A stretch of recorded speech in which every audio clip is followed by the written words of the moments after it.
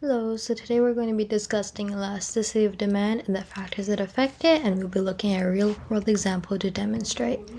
So basically, elasticity is used to measure how sensitive one variable is to changes in another variable.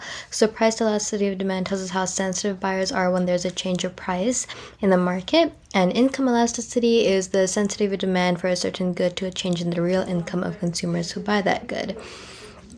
And so there's basically elastic demand and inelastic demand.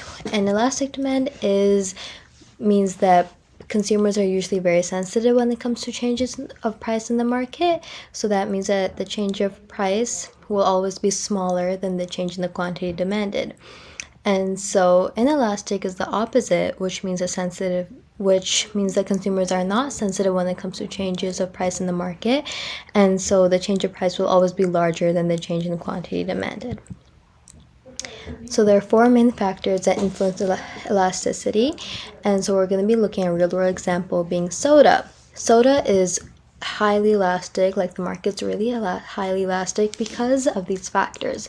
So first, there's availability of close substitutes.